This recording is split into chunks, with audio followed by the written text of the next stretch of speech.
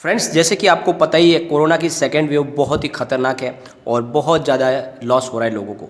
कारोबार ठप हो चुके हैं क्योंकि बहुत सारे स्टेट के अंदर लॉकडाउन लग चुका है और इस समय सरकार ने लोगों को राहत देने के लिए एक बहुत बड़ा स्टेप उठाया और अचानक आज एक गवर्नर शक्तिकांत दास की तरफ से एक प्रेस कॉन्फ्रेंस की गई। उस प्रेस कॉन्फ्रेंस के द्वारा लोगों को बहुत बड़ी राहत दी गई है। इसमें दो बहुत ही ज़्यादा लोगों के लिए फ़ायदेमंद घोषणा की गई है, तो वो क्या है उनको डिस्कस करेंगे और इसकी वजह से क्या बैंकों पे लोड पड़ने वाला है या फिर बैंकों को बेनिफिट मिलने वाला है। तो फ्रेंड्स, सारी की सारी संभावना इस वीडियो के माध्यम से हम तलाशेंगे और जानने की कोशिश करेंगे कि लोगों को कितना फ़ायदा मिलने वाला है इन घोषणाओं से। लेकिन फ्रेंड, उससे पहले अगर आप पहली बार हमारे चैनल पे आए तो चैनल को सब्सक्राइब कर दीजिए, एक बेल आइकॉन दबा दीजिए ताकि जब भी नया वीडियो बने पहला नोटिफिकेशन आपको मिले। वीडियो पसंद आए तो लाइक शेयर जरूर कीजिए। चलो फ्रेंड, वीडियो स्टार्ट करते हैं। मैं हूँ आपका दोस्त SB दवे और हमारे अपने चैनल ऑनलाइन कमाई में आपका बहुत बहुत स्वागत है। फ्रेंड्स, कोरोना की दूसरी लहर में एक बार फिर से रिजर्व बैंक ने अचानक राहत पैकेज का घोषणा कर दी है। रिजर्व बैंक के गवर्नर शक्तिकांत दास ने इसी राहत पैकेज में अगर आपने बैंक से लोन लिया है तो उस पर मॉरेटोरियम की सुविधा शुरू करने के लिए आप बैंकों से कह सकते हैं। हालांकि ये बैंकों के ऊपर है कि वो आपको इसका लाभ देंगे या नहीं और किस तरह से देंगे, यह भी उन्हीं के ऊपर है। हम बताते हैं कि आपको इस मॉरेटोरियम का फ़ायदा कैसे मिल सकता है। तो फ्रेंड्स, RBI ने महामारी के कारण देश भर में लॉकडाउन के होने वाली दिक्कतों से उबरने के लिए 2 साल तक के लिए मॉरेटोरियम की घोषणा पहले भी की थी। और अब मॉरेटोरियम की जो मेन बात है वो ये है कि लोन लेने वाले वे लोग जो पहले मॉरेटोरियम में इसका फ़ायदा नहीं उठा पाए थे, अब वे दूसरे ऑफर में इसका फ़ायदा उठा पाएंगे, पहले वाले मॉरेटोरियम पीरियड को बढ़वा सकते। तो जिसने पहले मॉरेटोरियम नहीं लिया था पिछली बार के लॉकडाउन में, वो इस बार इसका फ़ायदा उठा सकते हैं और जो पहले ले चुके मॉरेटोरियम वो इसका पीरियड बढ़ाने के लिए बैंकों से कह सकते हैं। यह जो मॉरेटोरियम है ये एक व्यक्ति विशेष के लिए है, साथ में छोटे व्यापारियों के लिए है और SMEs के लिए है। इनके पास 25 करोड़ रुपए तक का कुल एक्सपोजर है, यानी बड़े बिजनेस घरानों के लिए नहीं है, छोटे व्यापारियों के लिए है ये मॉरेटोरियम। जिन्होंने पहले रिस्ट्रक्चरिंग से कोई भी लाभ नहीं उठाया और जिन्हें 31 मार्च 2021 तक स्टैंडर्ड लोन के रूप में क्लासीफाई किया गया था, वे रिजोल्यूशन फ्रेमवर्क 2.0 के तहत इसके लिए योग्य होंगे। तो यह इसके क्वालिफिकेशन है जिसके द्वारा आपको मॉरेटोरियम का फ़ायदा मिल सकता है। जिन लोगों ने पहली बार इसका फ़ायदा उठाया था उनको भी लाभ मिलेगा। जिन कर्जदारों ने पिछले साल अपने मॉरेटोरियम का लाभ नहीं उठाया वो भी इसका फ़ायदा ले सकते हैं। पिछली बार का मॉरेटोरियम 2 साल के लिए था। कई व्यक्तिगत कर्जदार हैं जिन्होंने इस लोन मॉरेटोरियम का विकल्प पहली बार नहीं चुना है, अब उन्हें कर चुकाने में कठिनाइयों का सामना करना पड़ रहा है। रीपेमेंट पर कोई भी डिफ़ॉल्ट न केवल इंटरेस्ट और पेनल्टी के मामले में खर्च बढ़ा देते बल्कि किसी की क्रेडिट हिस्ट्री को भी डिफ़ॉल्ट कर देते हैं। इससे भविष्य में मिलने वाले उनकी लोन में दिक्कत आती है, जो भविष्य की साख के लिए बहुत ज़्यादा लॉस वाली बात हो जाती है। चूँकि पिछले मॉरेटोरियम के लिए आवेदन करने का समय दिसंबर 2020 को समाप्त हो गया था, इसलिए इन कर्जदारों के पास उस मॉरेटोरियम का लाभ उठाने का कोई विकल्प नहीं बचा था। रिजर्व बैंक द्वारा घोषित नए मॉरेटोरियम में उन्हें बड़ी राहत मिलेगी क्योंकि अब वे मॉरेटोरियम का लाभ उठा पाएंगे जो पिछली बार नहीं उठा पाए थे। और जो लोन भरने में डिफ़ॉल्ट हो गया उसको क्या फ़ायदा मिलेगा, तो ध्यान रखें कि मॉरेटोरियम का फ़ायदा तभी मिलेगा जब 31 मार्च 2021 तक लोन चुकाने में आपको कोई भी डिफ़ॉल्ट नहीं किया होगा। इससे पहले के लोन मॉरेटोरियम में फ़ेज़ 1 में 1 मार्च 2020 से लेके 30 मई 2020 तक 3 महीने के लिए मॉरेटोरियम का विकल्प चुनने की अनुमति दी गई थी। बाद में इसे 3 महीने से बढ़ाकर 31 अगस्त 2020 तक कर दिया गया था।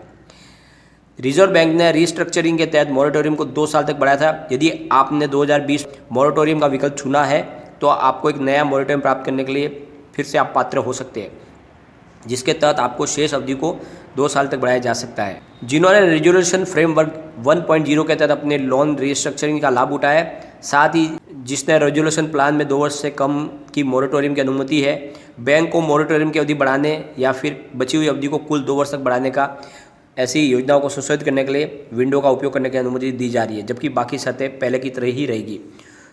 तो फ्रेंड्स, भारतीय रिजर्व बैंक ने कर्जदारों को 30 सितंबर 2021 तक का समय दिया है ताकि वे अपने लोन रिस्ट्रक्चरिंग के लिए बैंक से संपर्क कर सकते हैं।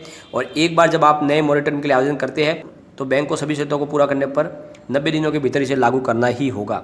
तो एक बड़ा निर्णय लिया गया है सरकार की तरफ से उन लोगों के लिए जो लॉकडाउन की वजह से परेशान हैं और बैंक से जो उन्होंने लोन लिया हुआ है, चाहे वो हाउस लोन हो, बिजनेस के लिए लोन हो, एजुकेशन लोन हो, वो नहीं दे पा रहे, तो उनको एक बड़ी राहत सरकार की तरफ से दी गई है जो इस समय बहुत ज़्यादा ज़रूरत थी। फ्रेंड्स, और सरकार की तरफ से एक बड़ा निर्णय लिया गया है। RBI ने जो निर्णय लिया वो बहुत ही काबिल तारीफ़ है। रिजर्व बैंक ने ग्राहकों को बड़ी मोहलत दी है। रिजर्व बैंक ने कहा है कि दिसंबर 2021 तक अगर आपके बैंक खाते में केवाईसी यानी आपकी पूरी जानकारी अपडेट नहीं है तो बैंक आप पर कोई कार्रवाई नहीं करेंगे। साथ ही कुछ मामलों में वीडियो केवाईसी की सुविधा भी देने की रिजर्व बैंक ने जानकारी दी है। रिजर्व बैंक के गवर्नर शक्तिकांत दास ने कहा कि जो लोग अपने बैंक खातों में अपनी जानकारी अपडेट करना चाहते हैं वे इसके लिए दिसंबर तक का समय ले सकते हैं। इसके लिए बैंक कोई भी कार्रवाई उन पर नहीं करेगा। उन्होंने कहा कि देश के तमाम हिस्सों में कोविड से संबंधित प्रतिबंधों को देखते हुए बैंकों को ये सलाह दी जाती है कि समय समय पर जो भी केवाईसी अपडेट की प्रक्रिया है या जो कोई केवाईसी पेंडिंग है उस पर ग्राहक के अकाउंट को चलाने में कोई भी कार्रवाई न करे। हाँ, अगर किसी रेगुलेटर या इन्फोर्समेंट एजेंसी या कानूनी वजह से उसके खाते पर प्रतिबंध है तो वो लागू रह सकता है। शक्तिकांत दास ने कहा है कि कोरोना की दूसरी लहर में काफ़ी सारे बैंक खाता धारकों के लिए मुश्किल है कि वे अपने केवाईसी डिटेल को अपडेट कराएं। काफ़ी सारे बैंक ऐसे हैं जो केवाईसी अपडेट के लिए बैंक की शाखाओं में ग्राहकों को बुलाते हैं। उनके पास डिजिटल तरीके से केवाईसी अपडेट करने की व्यवस्था नहीं है। हाल में देश के सबसे बड़े बैंक यानी एसबीआई ने नए खातों के लिए वीडियो केवाईसी की सुविधा दी हुई है। यानी आप घर बैठे ही आपकी केवाईसी वीडियो के जरिए आप अपडेट कर दी, यानी आप घर पर ही बैठे रहेंगे और आपकी केवाईसी वीडियो के जरिए अपडेट कर दी जाएगी। नियम के मुताबिक अगर आपकी केवाईसी अपडेट नहीं है तो आपका बैंक खाता बैंक बंद कर देता है। इसलिए बैंक को इस बार 31 दिसंबर तक का समय दिया गया था कि वे ग्राहकों के अकाउंट पर कोई भी कार्रवाई न करें। राहत के रूप में तो कुछ बैंकों में ईमेल से ही बैंक को केवाईसी के संबंधित कागजातों को भेज सकते हैं, साथ ही पोस्ट के जरिए भी आप दे सकते हैं। रिजर्व बैंक ने कहा है कि आधार केवाईसी के सत्यापन के बाद आप बैंक का अकाउंट खोल सकते हैं। अगर आप फेस टू फेस नहीं भी है तो केवाईसी कराते तो भी ये मान्य होगा। नई प्रक्रिया के अनुसार प्रोप्राइटरशिप फर्म में भी वीडियो केवाईसी के जरिए खाता खोल सकते हैं। आप डिजी लॉकर का उपयोग भी पहचान पत्र के रूप में कर सकते हैं, इसे भी मान्य किया गया है। तो बहुत बड़ी राहत दी गई है। अब आपको केवाईसी आपको बैंक अकाउंट खोलने के लिए बैंक में जाने की जरूरत नहीं है। आप केवाईसी के माध्यम से घर बैठे ही अपना बैंक अकाउंट खोल सकते हैं और जिसके लिए आपको फिजिकल डॉक्यूमेंट देने की भी जरूरत नहीं है। आप चाहे तो अपने डिजी लॉकर का इस्तेमाल भी कर सकते हैं पहचान पत्र के रूप में। तो एक बहुत बड़ी सरकार ने राहत दी है इस समय जब कोविड-19 की वजह से लोग घर से बाहर निकलना नहीं चाहते, लेकिन अपने रोज़मर्रा के ट्रांजैक्शन में बहुत ज़्यादा तकलीफ आ रही है। तो ऐसे समय में लोगों को राहत देने के लिए सरकार की तरफ से बहुत बड़ा एक स्टेप उठाया गया। साथ में मॉरेटोरियम का जो फ़ायदा दिया गया उसकी वजह से लोगों को काफ़ी राहत मिलेगी, क्योंकि बहुत ज़्यादा लॉस में आ चुके हैं इस समय। कारोबार सारे ठप हो चुके हैं, बिजनेस रुके और आगे लॉकडाउन बढ़ सकता है। तो लोगों के लिए बहुत बड़े 2 पॉजिटिव स्टेप उठाए गए।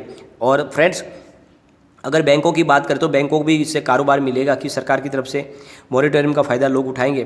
तो बैंकों के लिए कोई बड़ी नेगेटिव न्यूज़ नहीं है।